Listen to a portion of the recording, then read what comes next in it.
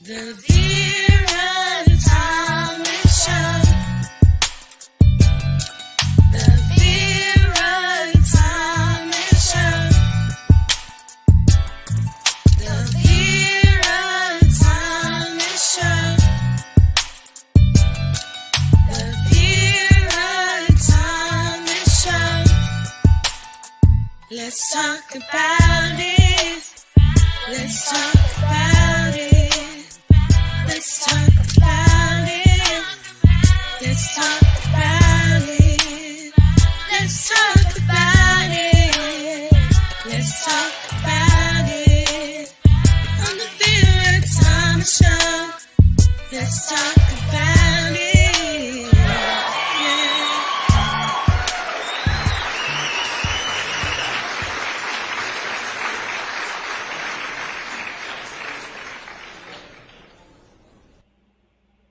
Hello, hello, hello. I am so excited to have my guest tonight, Jonathan Bender. And we're going to be talking about choosing connection over protection. Let me pull him up. Hello, Jonathan. How are you? I'm great. How are you, Vera? I am great. I am so glad you're here. And I'm going to take a few minutes and share with our audience a little bit about Jonathan Bender. Jonathan Bender has an MS and an MFA, the creator of the Whole Speak method, has trained thousands of executives, professionals, coaches, and entrepreneurs on 5 continents to grow their voice and presence, both for their personal life and as confident, authentic, and dynamic speakers for over 28 years. The founder of Whole Speak and the creator of the Whole Speak method, he teaches an integrative, holistic approach that consistently transforms nerves into confidence and helps anyone become a dynamic, inspiring presence in their lives. Clients include executives and directors at Google, HP, Meta, and Uber, as well as countless coaches, trainers, and speakers. Jonathan is also a theater professional as well as a poet. Oh, you're going to have to share some of your poetry. And holds 2 graduate degrees, a Master of Science in Performance Studies and Speech Communication, as well as a Master in Fine Art and Theater. So you can see he is well equipped to help others become professional in speaking, but also to help in better communications in their personal lives as well. So, Jonathan, I'm going to give you the floor and I want you to just kind of share your journey. How did you acquire your purpose and your passion? And tell us a little bit about how things were for you as a child. Sure. So, I would say growing up, I had the experience of feeling fairly invisible, disempowered, and dissociated out of my body. So I was bullied from ages about 6 to 18, or 6 to 7, 6 to 17 or so. So a really long time, roughly 12 years. And that coincided with when my family moved from New York to Arizona when I was 6 or 6.5 or so. And it was just not a good place, Phoenix at that time, for a New York Jew. There were some few Jews there, but I did not fit in. I probably had an accent and did not have a sense of self-empowerment and being able to speak up for myself. And I think that with that kind of pain and difficulty, on some level, it compelled me to want to find my own voice and to have a level of self-expression. And so when I was a freshman in high school, I joined the speech and debate team. And I was actually kind of joining a semester late, and they mostly kind of did debate. And I was asked to say, well, why don't you just start off something easy, this poetry interpretation thing? I'm like, okay, I don't know what that is. Sure. and I did terribly. And so it was kind of this performance, public speaking, working with poetry, and but I got really obsessed by it, and then very quickly started doing like pretty well, but never had really a lot of good coaching. And I just loved kind of creating these talks and these basically performance pieces to be able to kind of find my own voice and expression, and found that I had a knack for it. And then started doing theater and acting in high school and doing shows. I directed my first show when I was 18 years old, and then went on to Berkeley and studied theater and anthropology, and was on the speech team again for basically the entire time that I was there. And again, never had really good coaching. I just kind of paid a lot of dues and tried and tried. And I could count the really good coaching number of hours I had probably on one hand. And in terms of the number of hours, it was mostly self-learned. And I finally figured it out and got really good. And by the time I was a senior in college, I was one of the top speakers in California, and known nationally, and was doing pretty well. And out of college, I was doing theater at night, acting, directing, writing, solo performance, and then kept being asked to coach high school and college speech teams because I had a good reputation as a competitor. And first I was like, nah, maybe I'm done with it. And finally I said, well, okay, I'll give it a try. And right away, my students became state champions and national finalists, and were very, very good because I had culled together all of this technique from theater and all the things I had tried over the years, and different types of techniques. And so I did that for some time. And then I went on and kind of wanted to do something bigger. I got graduate degrees, first a Master of Science in Communication and Performance Studies, and then my Master of Fine Art in Theater. And with that, created the Whole Speak method. And it's basically based on everything that I learned, which is threefold, which was my own journey.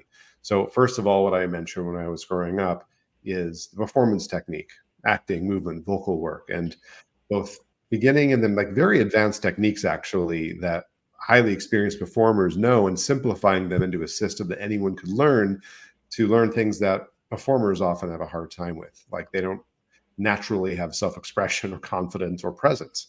And these are things that people often think you have or you don't, and that's not true. They can be learned. Second of all is the speaking technique. And what I found is that if you see a lot of people who coach speaking, then if you look at people they've trained, often if you look at three people in a row who they've trained, you can start to see the technique. And it looks weird and artificial. And I believe that speaking should be organic. It's how do we show up when we are confident and centered and in our power and we're open to being seen. And the third is something that also started when I was 14, which was personal and spiritual growth.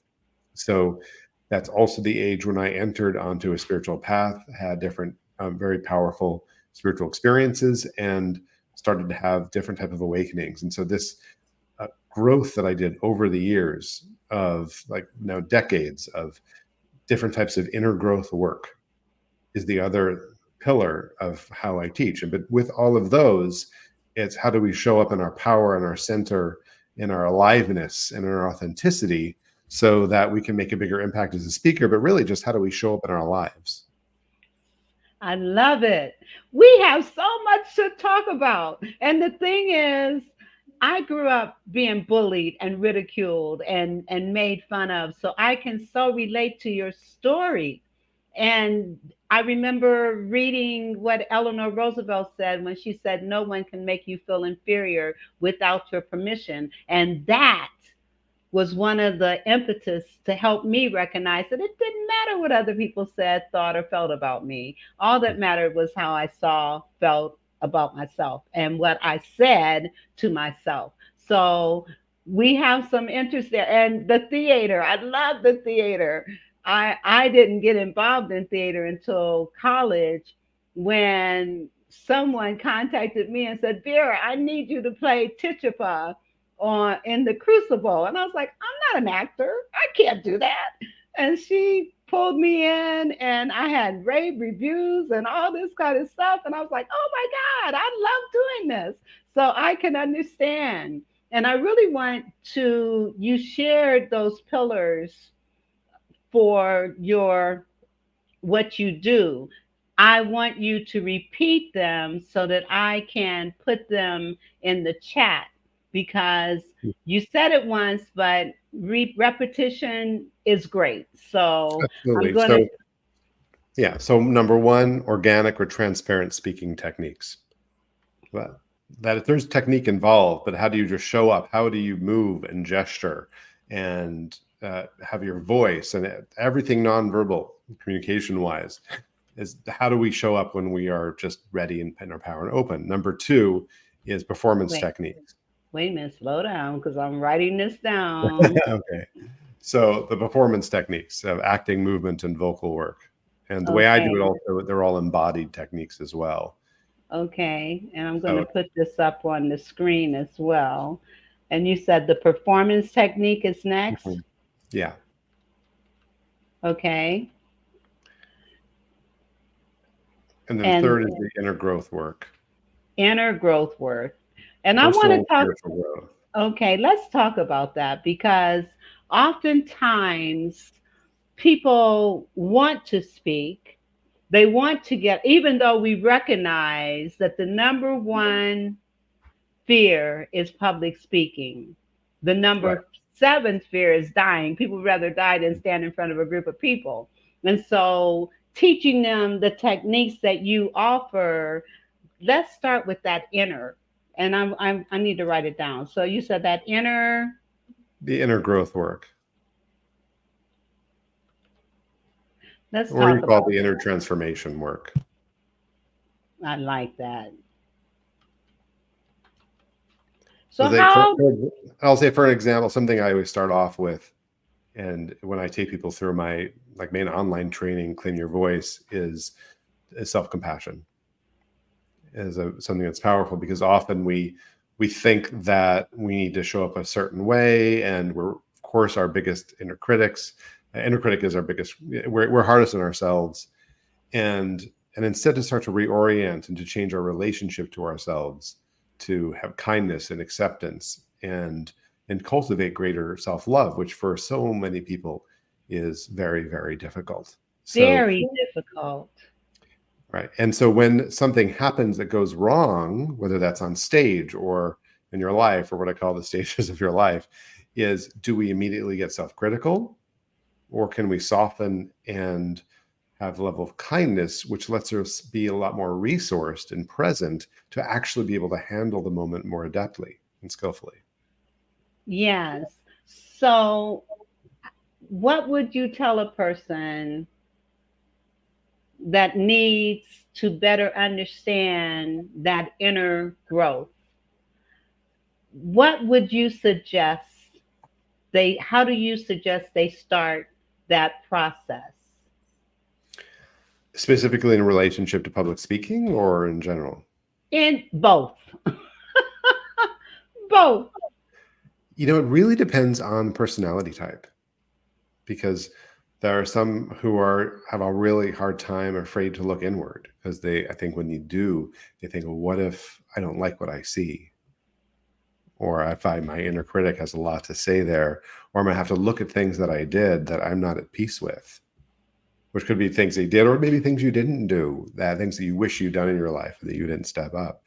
And so it's understanding, first of all, that this is simply part of being human, being the human experience. And we want to begin to relate to ourselves differently. And so when we actually look at the topic for today of choosing connection over protection, are we trying to protect and bolster this kind of sense of self and strength against ourselves? And so it's how do we choose vulnerability and interconnection? How do we connect with ourselves more is really number one, the way that I see it.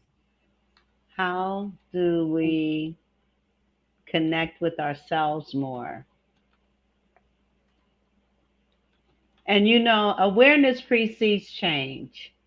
And once we become aware of techniques and processes that will help us transform our lives, then we can begin to make those changes because you can't change what you do not acknowledge. And you talked about a lot of times people feeling vulnerable and feeling like they're afraid of what they see within themselves. But in order for that transformation to occur, You got to look at yourself. You got to love yourself. You can't love other people if you don't love yourself. It's an interesting thing when you say, well, we have to acknowledge it. So when I look at it, I say, well, who is acknowledging it? And what I mean by that is, what part of ourselves, we look at ourselves, is the inner critic acknowledging it? And so then we're really hard on ourselves?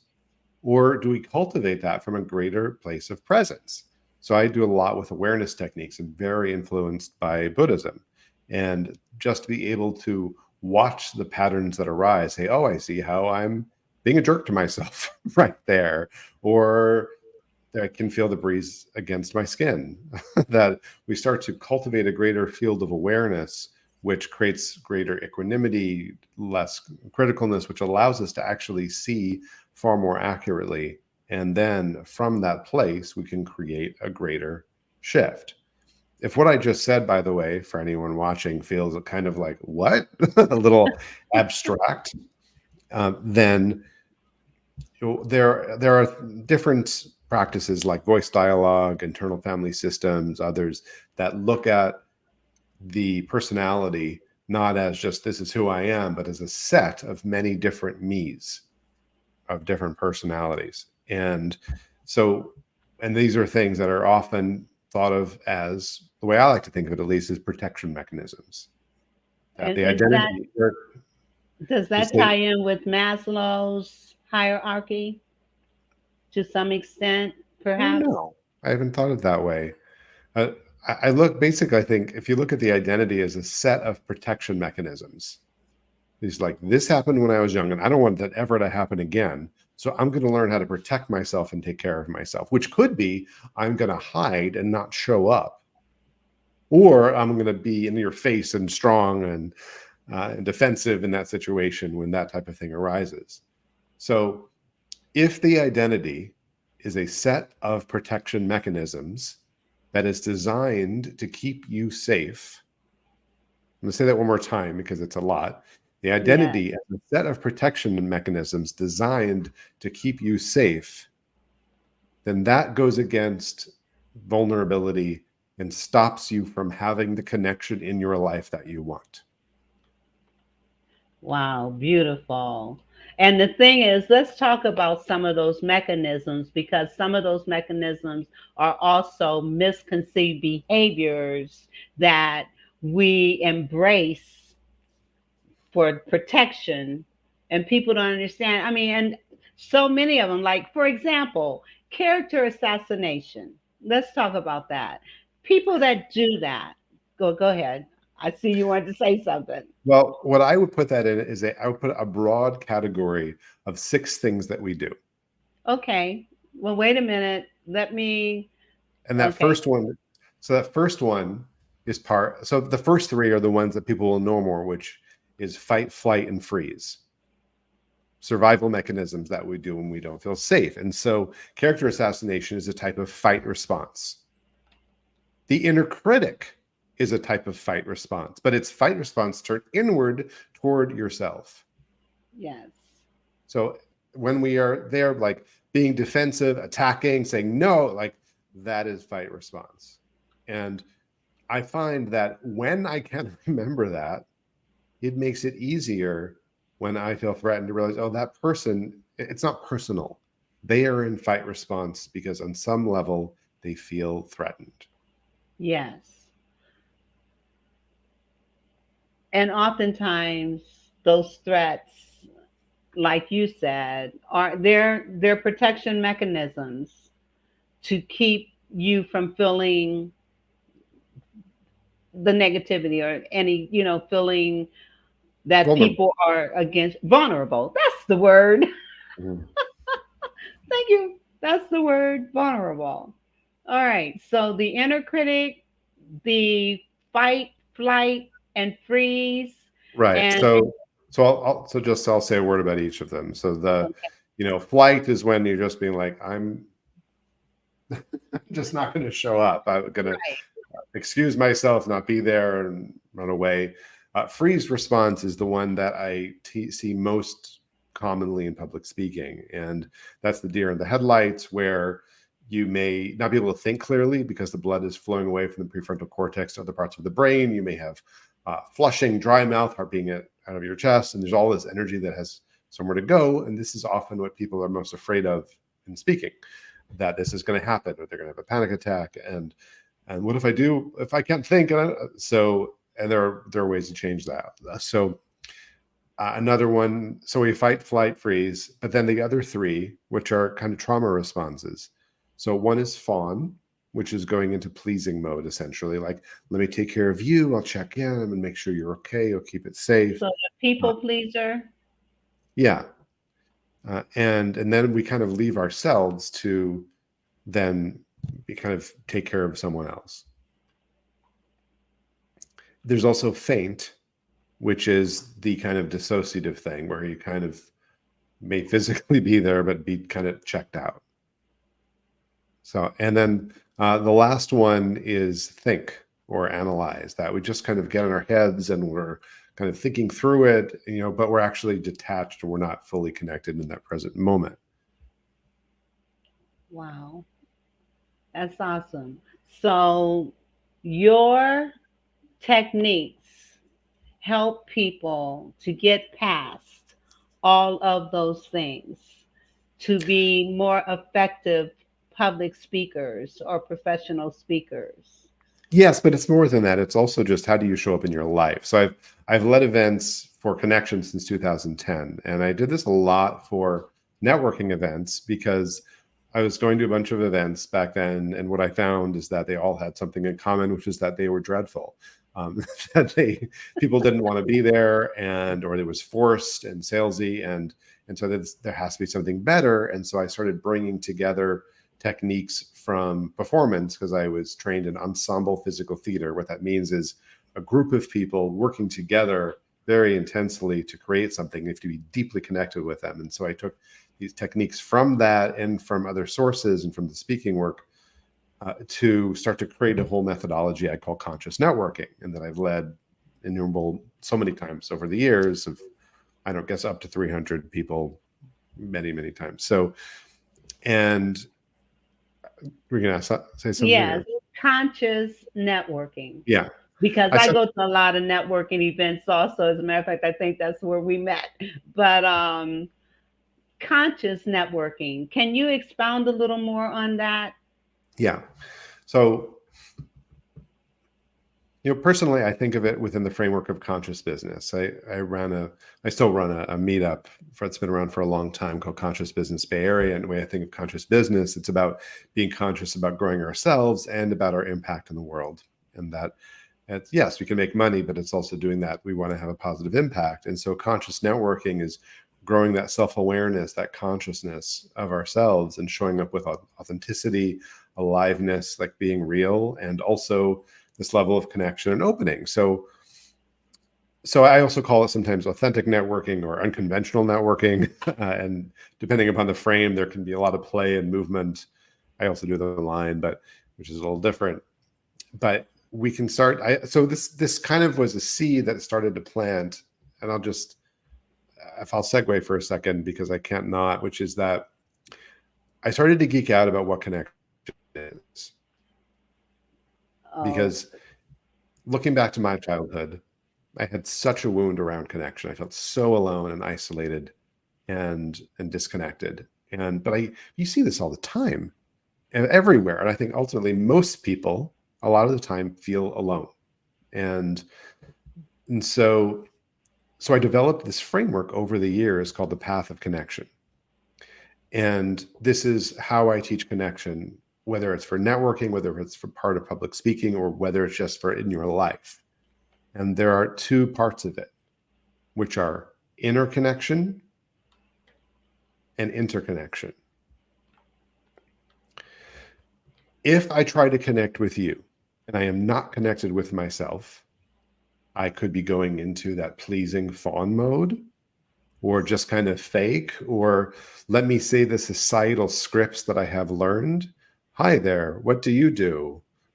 And that everyone, like, no one wants to, I guess I have to answer that because that's the game. It's what you have to do.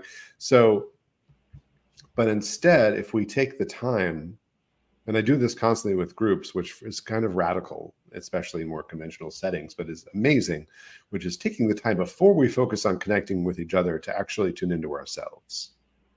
It's like just to breathe, to feel our hearts, to ground, to connect with something greater than yourself, to find an intention that matches your values. So like people go in thinking, oh, I really want to sell my services. I need money. I need to do that. But it's stressful. It feels weird versus I want to serve. Yeah. I'm going to trust that the right people are going to come to me by being generous, by caring, by showing up differently.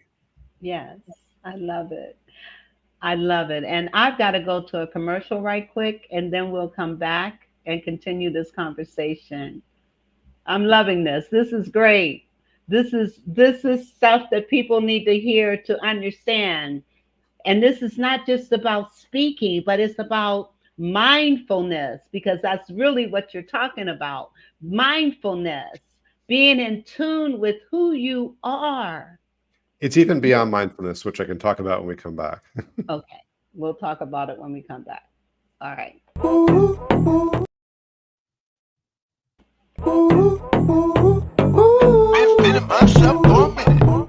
Hallelujah. Hey there, Jason McNamara here, and I'm about to drop something truly game-changing your way. Are you tired of the same old 9-to-5 grind? Feeling stuck in obtaining the life you deserve and craving something more? Well, listen up, because I've got something you will not want to miss.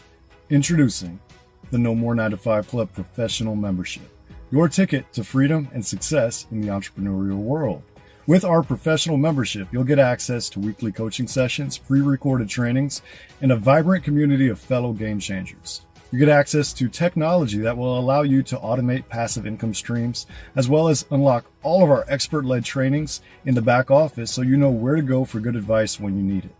You will also use the club to build up a residual income stream with a 2-tier 33% affiliate commission unlocked at this level, allowing you to help people help themselves while generating a residual passive income stream for yourself.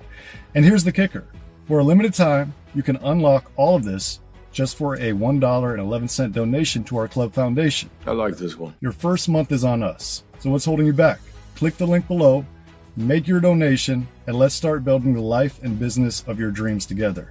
Here at the No More 9-to-5 Club, we're all about turning dreams into reality and smashing through those glass ceilings. That's what I'm talking about, Jake. Whether you're a seasoned entrepreneur or just starting out, we've got the tools and support you need to thrive and evolve. And don't forget to sign up for our bootcamp training. It's the perfect way to kickstart your journey and unlock even more perks. So what are you waiting for? Join the No More 9-to-5 Club today, and let's make those dreams a reality. I can't wait to see you on the inside. You only get one now. Invest it in your better future. Let's make magic happen together.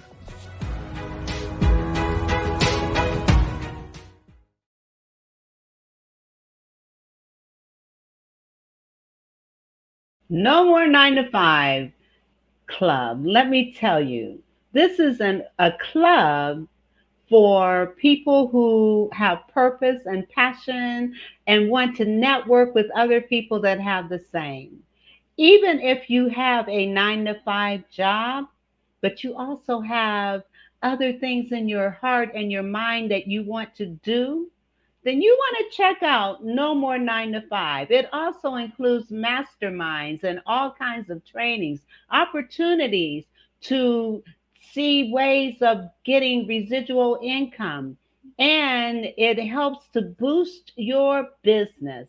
So if you're interested in going to the next level, then check out No More 9-to-5. And guess what? You can join for $1.11 for the first month just to get a feel for it. And contributions go to veterans. So they're not only helping you, but they're helping our veterans as well. So check out No More 9-to-5. I put the link in the comments, bit.ly/no more 9, the number 2, the number 5, VT. Check it out. All right. And we're back. Now, there was a point you were going to make. Yeah. So when you're looking at mindfulness, I'm a big fan, first of all, and like I said, it's connected. In some ways, it's like a more oblique term for practices that derive from Buddhism, although the awareness practice and other traditions as well. But the thing about mindfulness is that kind of, well, there are different definitions, but I would say is that it has the word mind. So there's a level of it being sometimes a little more mental. And the word that I prefer and the term and the practice that I do, which is a big part of connection, is presence. And so for me, that has some different connotations. So there are kind of 5 aspects of that, which is like, 1, I'm being physically present. I'm in my body. And these days, being in your body and present is something that is a radical act. People don't want you to do that. They want you to scroll and to look at their ads and social media to keep going and to worry about things, versus let me just feel the sensations in my body. Let me be aware of that, which for a lot of people who just want to check out and dissociate, part of that, the faint response I talked about. Emotionally connected, so that emotional presence. Am I in my vulnerability, in my heart? Do I let myself feel the pains of what is happening in my life and in the world, and not have to create a story around it necessarily? This is terrible, but literally feel the feelings and the sensations. Mental presence, of really fully being there. So I think this is where it connects for me more with mindfulness, is directing our attention. And then energetic presence. So this is one of the ways that I help speakers develop a strong presence, is that I teach tools for how to grow your energy, which is, and allows people to just feel you. You don't have to say anything. You just walk into a room, people look at you and wonder, who is that? I think it was, 2008, I was at a campaign event for Obama when he was running for president for the first time. And so it was a big open space, and there was going to be a famous speaker there. And as we're waiting there, I suddenly just feel something. And I feel this presence right by me. And I turn and look, and walking right by me up to kind of the front of the room is Forrest Whitaker, and who was there to speak. And he was the main speaker. But he had this presence. Now, he both, of course, is a highly trained actor and has that presence, but he's also a longtime meditator. And so, which is my belief that combined, those are qualities that develop presence. Now, the 5th element is that we can grow awareness beyond just like me, even just beyond you and me, into just being able to hold this space. And so this awareness of the greater whole allows me to have a greater awareness and to hold the space rather than kind of being victim to it in a way. I love it. Greater hold. So let me ask you, someone may say, well, how do you develop that presence when you walk into the room, or you're even in a crowd, and there's just that magnetism? Yeah. So let me just say is that, so there's an overlap here between professional skills that you're going to build, and also just how do we cope with life, with the intensity of life, and whatever crazy thing is happening in the news pretty much every day, and the news cycle, which wants to keep you hooked. I think it's the biggest soap opera in the world, is what's going to happen next? Oh gosh, what's the latest? Oh, someone did that, we should be outraged. And so it's, how do you just maintain presence amidst all of that, or things happening directly to you in your life? It's the same thing. So the way that I teach presence is the same way that I teach speaking skills. The error that most people make is they think that it's about knowing what to do when you go up there and on the stage or on a webinar and do it. It is not knowing what to do. It is having it embodied and having it become part of who you are. So for me, I use a performance training technique. So a performer has to learn skills a little bit at a time, and they practice. And so I know that most people in the world aren't going to do what an actor does and want to roll around on the floor for hours a day like I did in graduate school and all the crazy sounds. So I simplified it. So I say, well, here are simple practices to do. And you just do it a little bit every day. It actually doubles as self-care. It brings more aliveness, more capacity to be able to handle what's happening, and it's building a professional skill set and our capacity to just show up more in our lives. So what's that technique? What is it? How do you? It's a series of micro techniques. And Okay. so it's a habit building methodology where you just do a couple of things. So for example, it could be one of the things I mentioned before of self-compassion. So the way that I teach it is twice a day, you do a set of practices, 5 or 10 minutes. Ideally first thing in the morning and then at lunchtime. It could be a self-compassion and you kind of listen to a guided meditation or you guide yourself through it once you know it. One of the other things that I teach from the very beginning is deep relaxation. Is that really good speakers are going to be very, very relaxed. This is a quality needed for presence. It's also how you can have a far more resonant and powerful speaking voice. A lot of people don't like how their voice sounds. It's actually hard to self-assess because the placement of our mouth compared to our ears, people often think their voice isn't very good when that's not necessarily true. But if you get vocal strain, if your voice gets higher when you are nervous and speak, that's because of tension. So you can have a more powerful speaking voice through that relaxation. It's also the foundation for all body language, because when you try to do gestures and you're tense, it just looks weird. So I would say, I teach like, here's how to relax. Here's how to show up every moment relaxed.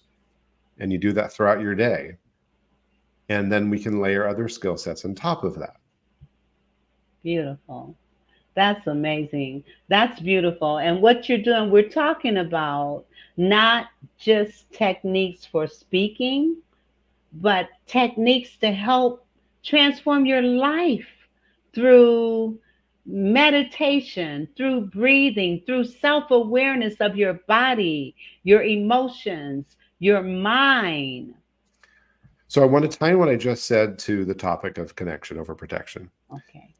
If we go back to what we talked about before the commercial, that the identity is a set of protection mechanisms that we use to navigate the world in order to feel some semblance of safety, then that will show up in your body as tension, as tightness, as maybe fight, flight, freeze, hiding, or maybe pleasing, or those things. And so instead, when we start to just be able to relax, to do some more stretches, to come into the body, to cultivate that level of presence, to open the heart even a little bit more, is that presence and that softness is also a kind of de-armoring, to take away some of those mechanisms that we've created that show up in our body. So nonverbal communication, this is a very powerful point that I don't really see people make in general. Nonverbal communication, which is 50 to 80% of communication, but it's not 93% if you've heard that. It's not true. It's a misinterpretation of a study, but it is 50 to 80%, derives from one of two things: from our internal experience and our habits, or from training. You might call internal experience and habits a kind of training, but not conscious training. And so that means that if I've had to tense up, or I've had trauma, or I'm worried and I have to close down, and I kind of learn to be like this, and this is a type of habit. And so when I learn to soften and to open and start to step in this level of presence, I am more available for connection. Yes, I love it. I love it. That is amazing. You mentioned about we get so caught up in listening to the news and all the things that are going on in our society and the impact that it's having on our lives. And I know a lot of motivational speakers and people that are into the professional development or personal development field will tell you, stop watching the news, stop listening to that stuff. How do you feel about that? So I kind of have a dual feel about that, is that it's easy to get in the habit of constantly watching the news and the news cycle, which is kind of like this search for safety. And you can think about it in terms of the nervous system. So the sympathetic nervous system is designed to see if things are safe. We look out there, we're constantly looking around, we're taking things in, let me check the news, let me see. And so there's, I think, a drive with the craziness in the world to know, is it safe right now? What's the latest that's happening? And so there can be a great pull to just say, let me turn that off so that I can have control over my own state and over my own time. However, it comes at a cost, because then we can also be out of tune with what is happening, and to know if there is something that I actually need to do to take action. Usually I think it's learning about things that I have no power over or no control over and can do nothing about. So I'm just in a state of outrage and fear and more depression. So, Right. so instead, I think that it is good to limit, but still to know, and to maybe even schedule in, when am I going to be checking what's going on? Is that going to be once a day? Not constantly. And I fall prey to this as well. Like, it's very So easy. So, so that I can look at that. But as I do that, you can do it as a spiritual practice. So when checking in, you can first, like, for example, get present. I can, like right now, a body scan is a very simple exercise. If you just like sit and take a deep breath, whoever's watching this or the recording, you just like feel your body and breathe and notice the sensations that are happening. Maybe there's tightness in the chest or somewhere else, or you have physical pain, or maybe something feels really good or parts are numbed out. And then check the news and keep doing the scan while you check the news. Start to become aware of the impact it has. But then also, honestly, it's important to have practices to be able to clear that out, to find center again, and not to just be in this state of alarm and fear or depression or anger. Yes. And I have another commercial I need to play, and we will be right back. And then there's some other things that we're going to be talking about. So we'll be. Mama Knows creates high quality products that are available to be used on multiple textures of hair. Her goal is to bridge the gap to stop people from having to use multiple products because of families with multiple hair types. Her products are currently being used on men, women, children of all ethnicities. Mama Knows products are available at www.mamaknowsproducts.com. That's www.mamaknowsproducts.com. You can also find her on Instagram at Mama Knows Products, because Mama knows what you need.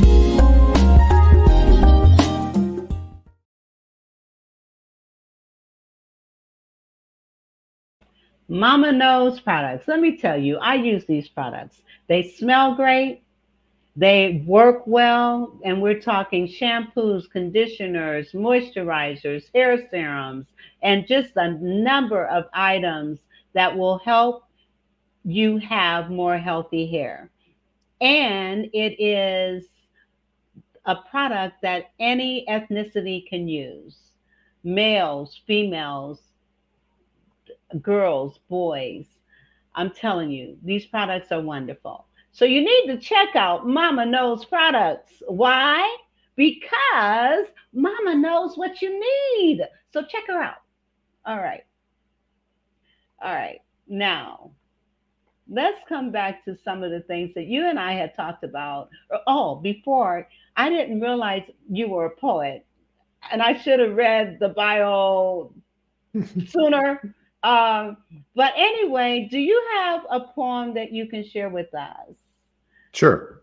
Yeah. Okay, hold on a minute. Let me take this banner down, and I'm going to give you the floor. Right. And after that, I want to come back to connection and protection and tie that into what's happening politically as well. Okay, sounds good. Okay. So this is a poem called Your Roar is Required. Dear sensitive souls, dear introverts and empaths, dear secret bearers of burden, dear wearers of brave faces, dear you who forced yourselves to smile and speak, dear you who hide and peek past curtains, dear social media lurkers, dear ambitious aspirants and starry-eyed seekers, your roar is required. Your vociferous voice is valued. Your potent presence is petitioned. You do not need to be certain. You do not have to be loud. You need not bellow over the blatherings of bosses and bullies. We simply ask for your heart and your courage, your vulnerability and your strength, your love and your fire to open further toward their fullness, to be with us, to share your roar, not deafening. Speak to us from your soul, voluminous in presence and resonance. Change me. Let me feel your voice.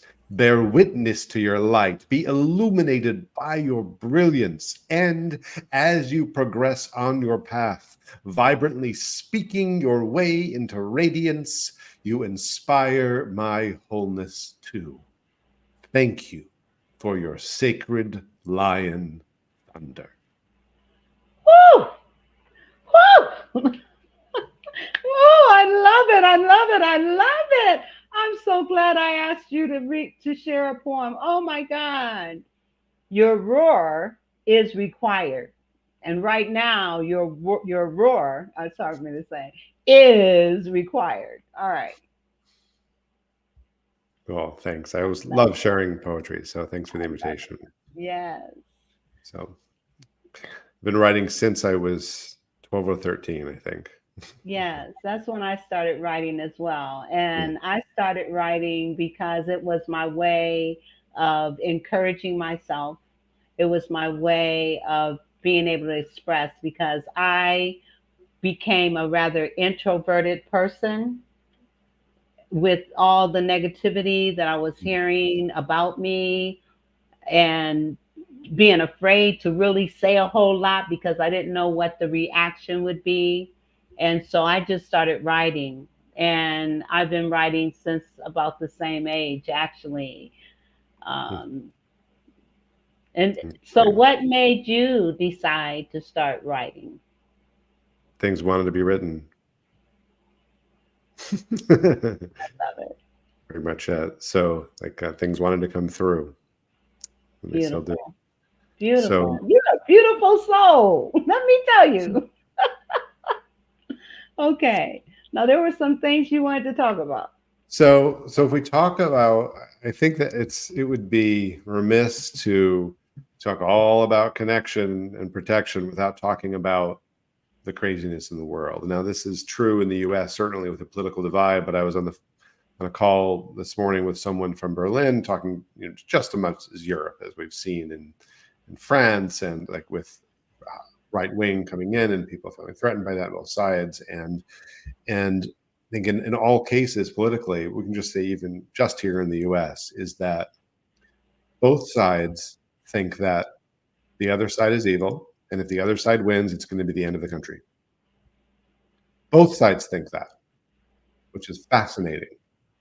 So if we first contextualize this within fight, flight, or freeze, that people are having trauma responses, and that at fighting, that kind of saying, oh, well, you can't do this, and that type of vicious attacks that happen being fight.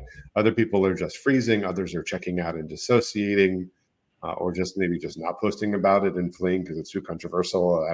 Can't even talk about that. And all of these things you can think of also as a type of protection mechanisms.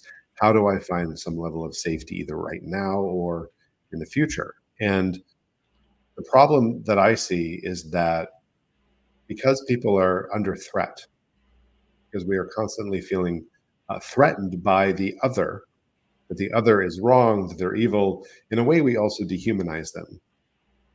And we forget that they are human and vice versa, and seeing each other as the enemy.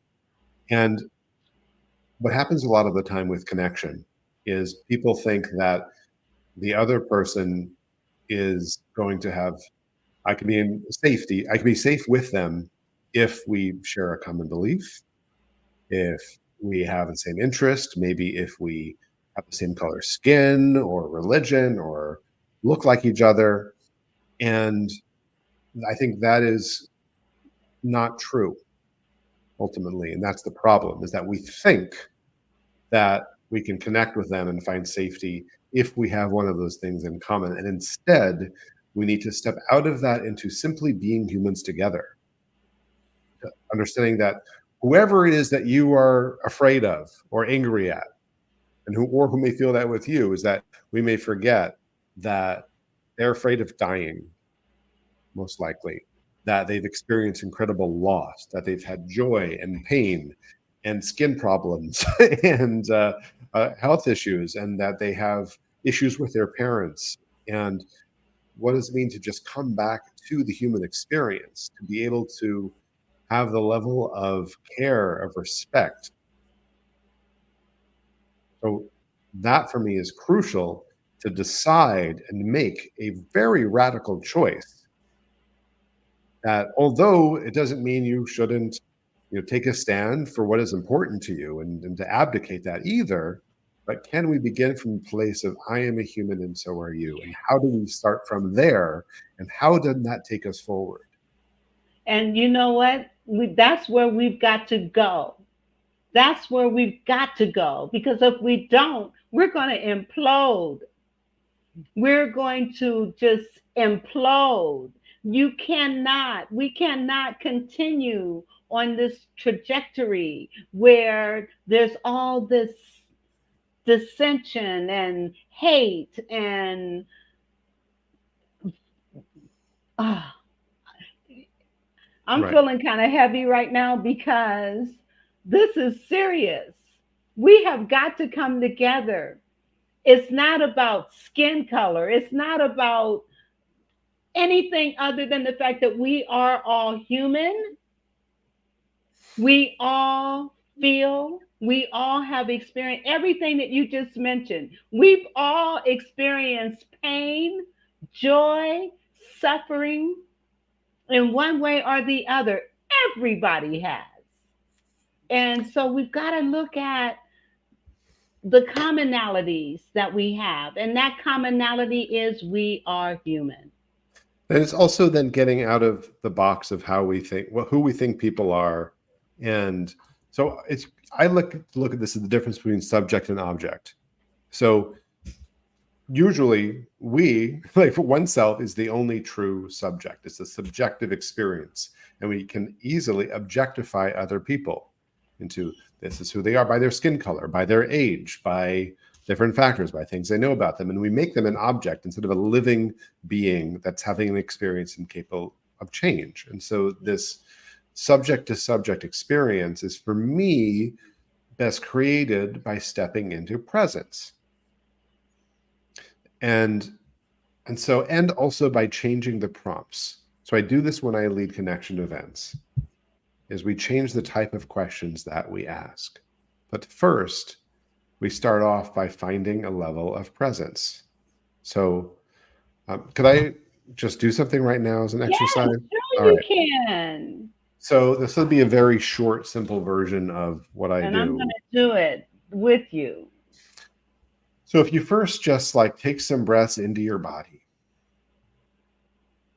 Hopefully right now, from what we just talked about, you might feel a little bit activated, which is good because it gives you sensation to work with. It's not bad, just in sensation. And so as you breathe your body, you can see, is there some sense of activation? How is your heart beating fast or slowly? Can you just do a scan from your feet up to your head? Notice places that you feel more sensation. Feelings are both physical and emotional, so any counts. And then perhaps put your hand on your heart with a sense of self-care and self-awareness, saying to yourself, I'm here for you. I'm not going to abandon you. I will not leave you. And from this place of feeling your heart and your body, imagine that you can just send some roots into the earth as if you were a tree. And you might visualize either cords or roots that kind of go down your legs from your bottom of your spine, out your feet. Could even go straight out of your coccyx, your tailbone, into the earth. You can kind of just exhale and visualize that you send roots down into the earth. If that's new for you, just try it. You can always throw it away later, but we don't know unless we try. Absolutely. And then, Absolutely. so we root down. You can even imagine that you kind of breathing up the energy of the earth. And so we perhaps keep that hand on the heart, feeling our body, we're connected with our earth, and then visualize that you can connect with something greater. And that could be religion or spiritual, or you can just imagine the sky above you, the big, wide open sky, and that imagine that you can connect with that. If we can kind of almost breathe that in through our heads down into our bodies, that we are connected with the earth, with something greater, with ourselves. And then we set an intention, and our intentions have to be set based on your values. Values are usually more in some degree of, I love this. This is what I care about. So maybe the intention is, I'm going to give it a try. Or I want to have more love, even if things feel really painful and scary. Even a little bit. So from this place of connecting with ourselves and the earth and something greater, and bringing in some level of awareness of intention, we can move from that place into connecting with others, into curiosity. So if your eyes are closed, we can open them. And then if we look with a level of curiosity, like, who is this person really? I wonder what it's like to be them. What have they gone through that I have no idea about?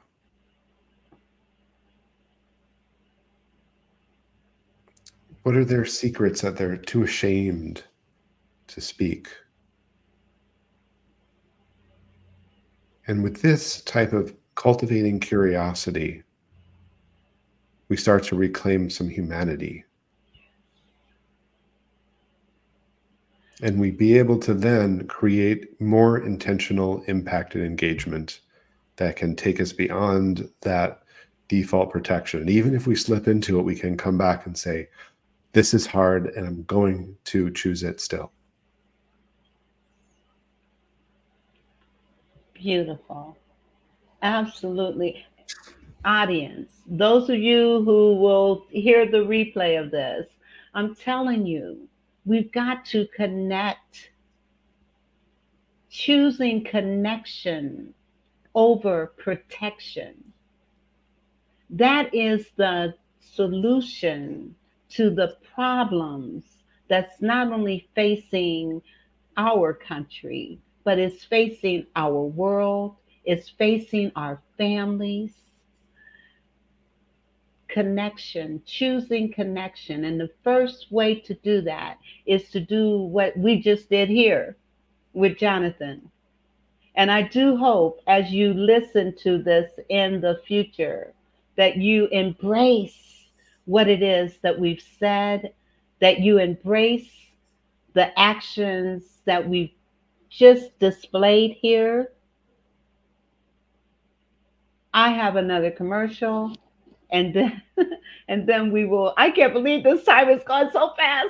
And then we'll wrap up. But let me play this right quick. In a world where authenticity is the key, unlock your brand's potential with ADM's game-changing marketing solutions. We craft striking logos that embody your brand's spirit and build websites that captivate and convert. Our lead generation strategies are tailored to your needs, driving growth and boosting your bottom line. And our content, well, it's not just content. It's a narrative, a story that connects and resonates with your audience. But here at ADM, we're about more than just exceptional services. We're about authenticity, about staying true to who you are and what you stand for, because realness, that's what makes a brand unforgettable. So if you're ready to elevate your brand with authenticity and excellence, follow this page.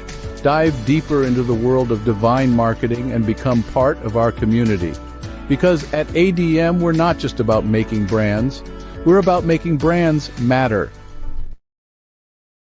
And that was so appropriate for what we just did.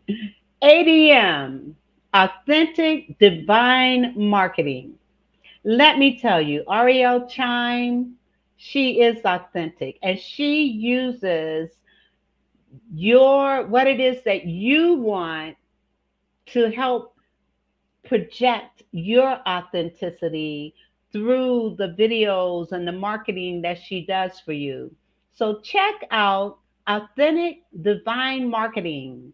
Go to bit.ly/divine chime. All right. I had another commercial or another thing that I just want to share with our audience that on July 26th, I will be doing a premiere of the Mastermind for Fathers called Nurturing Relationships, Strengthening Bonds. And I've ran out of time, so I'm just going to put the link where you can pick up a gift and also register. And you can register online. And I'm excited because I will also be doing a hybrid and doing it live for fathers in Ohio. So I'm excited about that. And so go to bit.ly/ideas for fathers and get your gift and register for July 26th, 11 to 12:30, and come and look because fathers are so needed in our world today. Fathers are so needed. Their children need you. And I know there's some good fathers out there, fantastic fathers out there. And this particular mastermind is just going to pull out what you already have and provide you with some tools that you may not have thought about. So join me on July 26th. All right. Now, you know what? We're running out of time.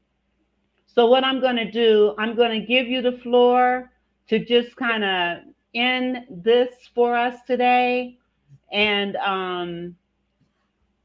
this has been just, thank you for being here.